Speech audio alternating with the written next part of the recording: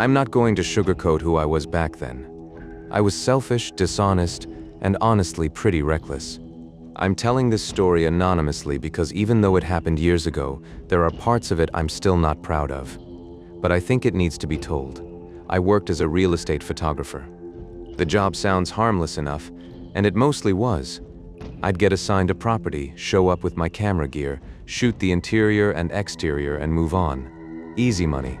The problem was, most of the time the houses I was shooting were vacant. Owners had already moved out. Sometimes they were on the market for months, and I started taking advantage of that.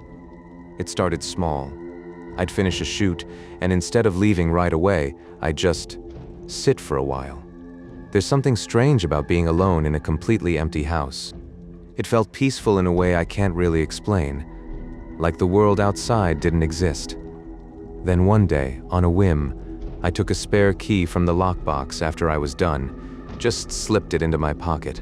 The lockbox combination was always given to me by the agency, and it never crossed anyone's mind that a photographer might make a copy.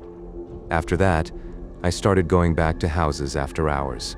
Always empty ones. Always ones that had been sitting on the market for a while with no serious buyers. I'd let myself in, walk around in the dark, sometimes eat my lunch in someone's kitchen. I never took anything. I never damaged anything. I told myself it was harmless. There was one house in particular that I kept going back to, a 2-story colonial on the edge of town, backing up to a tree line. It had been on the market for almost 8 months. I'd photographed it back in the spring, and something about it just stuck with me. Big empty rooms, hardwood floors that echoed with every step, a finished basement with a bar that still had a few dusty bottles of wine on the shelf. I went back maybe 6 or 7 times over the course of a few months. Every time, the house was exactly as I'd left it.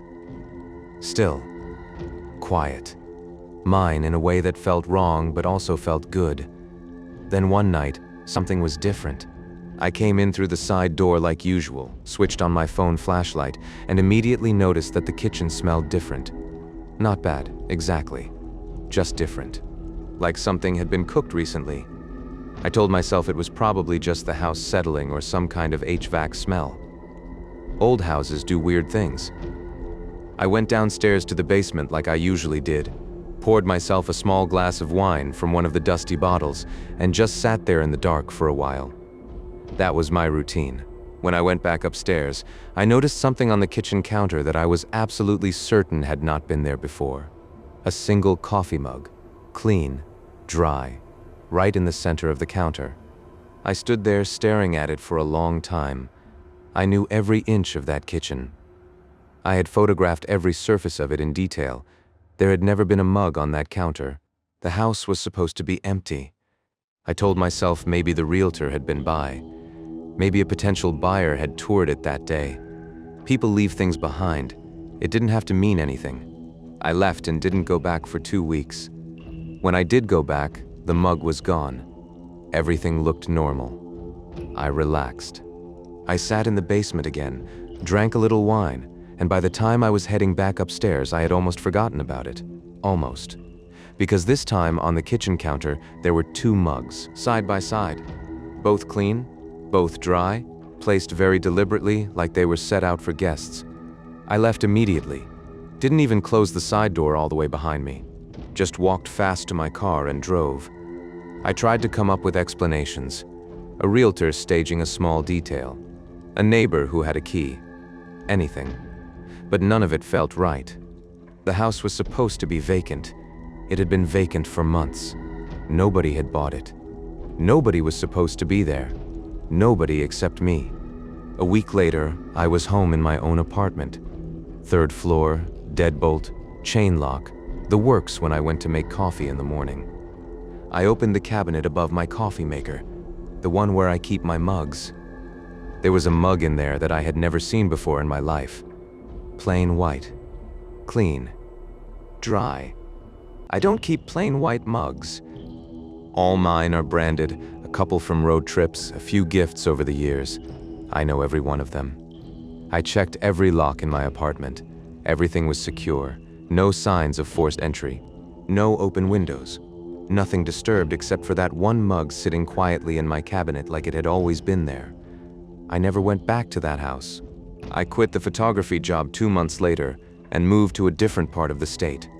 I've never talked about this with anyone, not because I'm afraid people won't believe me. Honestly, I wouldn't blame them, but because explaining it means explaining what I was doing there in the first place. I still don't know who left those mugs or how they got into my apartment. I don't know if they were watching me the whole time, or if somehow I was being followed after I left. I don't know if it was a person or something else entirely. What I do know is that whatever was happening in that house, it knew I was coming back. And when I stopped going back, it came to me instead. I got out lucky, I think. I've never touched a lockbox since.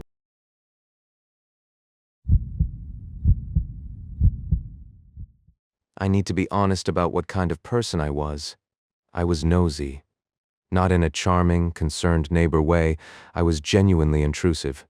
I'd peek through gaps in curtains. I'd listen at walls. I'd go through my neighbor's bins looking for interesting things.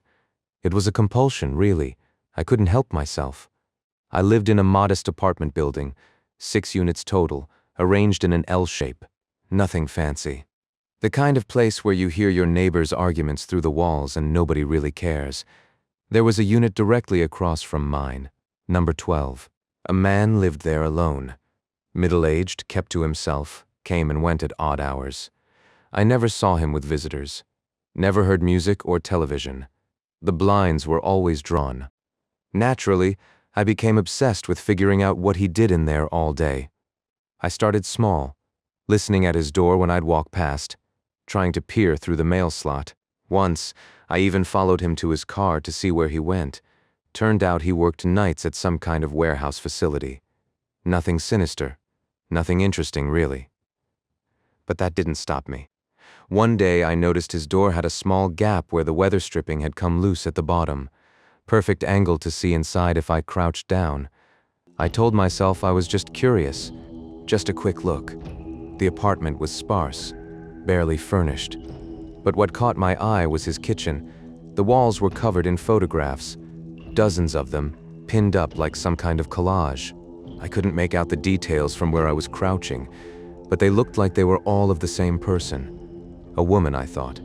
I became fixated on seeing those photographs more clearly. The next time I saw him leave, I did something I'm not proud of. I picked his lock. It took me 15 minutes with a credit card and a butter knife, which tells you how basic his security was. I slipped inside, closed the door quietly behind me, and let my eyes adjust. The photographs were even more unsettling up close. They were all of a woman with dark hair, maybe in her 30s. The photos spanned what looked like years. Some were old, faded Polaroids. Others looked recent, digital prints. But here's the thing. In every single one, she looked terrified. Eyes wide, mouth open like she was screaming. Some showed her in different locations. A bedroom, a car, what looked like a basement. Others were just close-ups of her face. And underneath each photo, he'd written something in small, precise handwriting. Dates, times, notes I couldn't quite read from where I was standing. I heard a sound outside, a car door closing, and I panicked. I left immediately, didn't touch anything, didn't close the door all the way, just got out. I didn't sleep that night. I told myself I should call the police, report what I'd seen. But then I'd have to explain how I got inside his apartment, how I'd been spying on him. I convinced myself it was probably nothing. Maybe he was obsessed with an ex. Maybe it was some weird fantasy thing. People were strange. It didn't necessarily mean anything criminal, but I couldn't stop thinking about it. A few days later, I worked up the nerve to go back inside again. The lock was still easy. This time, I looked more carefully at those notes he'd written under each photograph. What I could read was fragmented but chilling. Tuesday, 2:47 p.m., leaving work. Saturday, 11:15 a.m., groceries. Times and locations. A pattern of surveillance. I realized he'd been documenting her movements. I finally did the right thing. I called the police and reported it anonymously. Gave them the address, told them what I'd seen, and hung up before they could ask questions. I felt like I'd done something good for once. I'd stopped a predator. The police went to his apartment that afternoon. I watched from my window as they knocked, entered, spent maybe 30 minutes inside, then left. No arrest. No dramatic confrontation. Nothing. 2 days later, he came home like normal, like nothing had happened. I was confused and honestly a bit angry. I'd reported him. Why hadn't they arrested him? I decided to do what I should have done in the first place. Look more carefully at those photographs. See if I could identify the woman and contact her myself. The next time he left for work, I went back in. But when I got to his kitchen, I stopped cold. All of the photographs were gone. The walls were bare. He'd taken them down. I searched the apartment frantically. Closets, drawers, under the bed.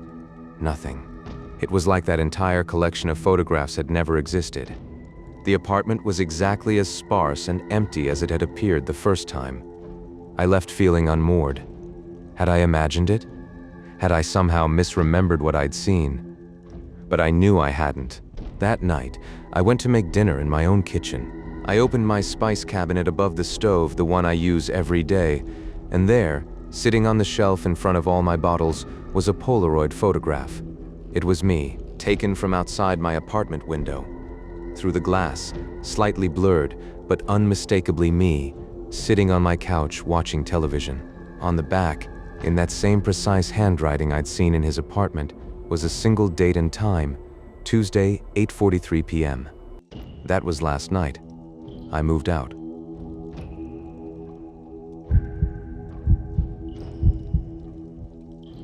I'll be straightforward.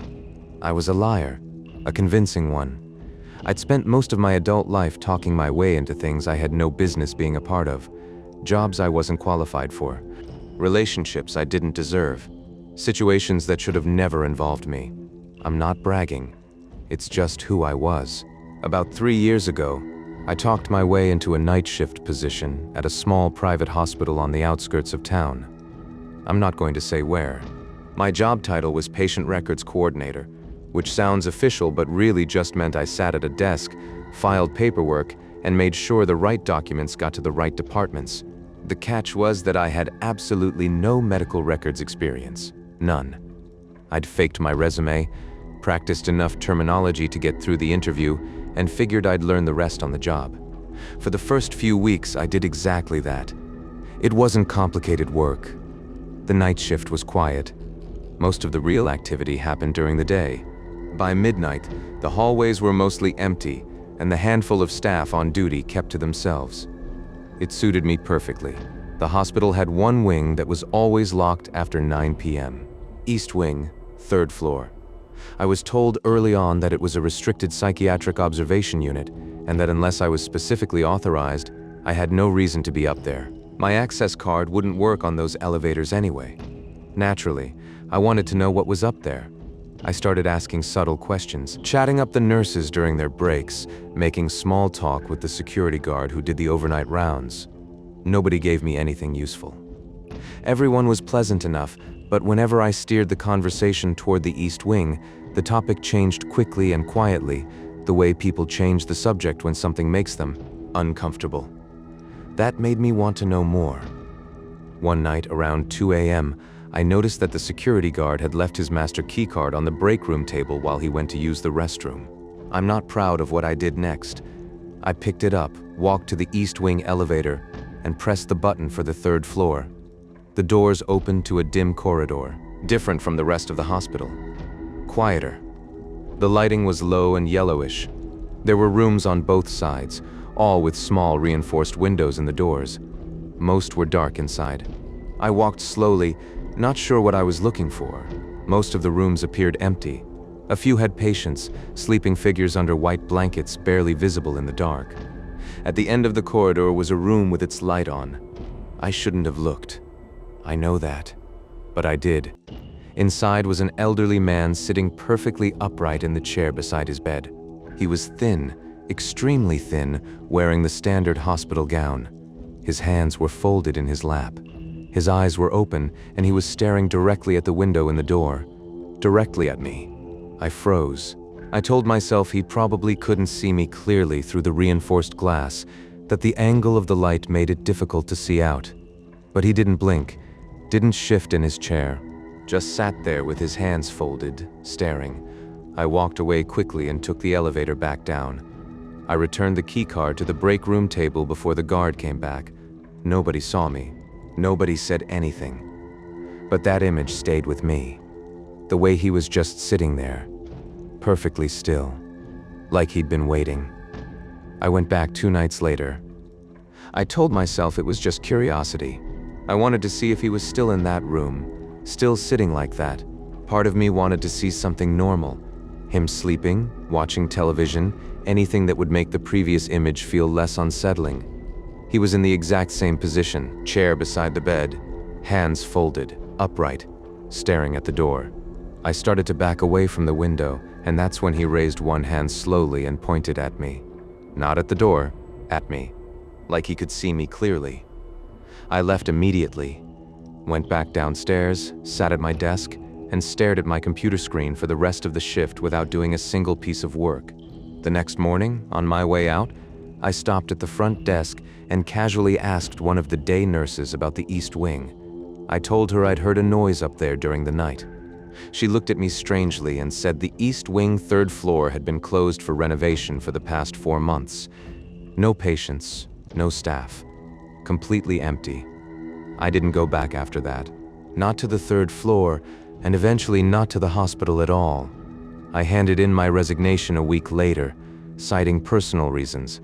The real reason was that I couldn't sit at that desk anymore knowing what was above me on the 3rd floor.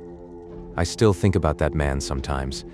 The way he pointed, the certainty in his gesture, like he had been expecting me specifically. I've told myself 100 different explanations. A maintenance worker resting, a staff member I didn't recognize, a trick of the light. But none of those explanations account for the folded hands, the stillness, the pointing, and none of them explain what I found tucked under my windshield wiper that morning when I got to the parking lot. A single piece of paper, blank on one side. On the other, in shaky handwriting, 2 words, "Stop looking." I did.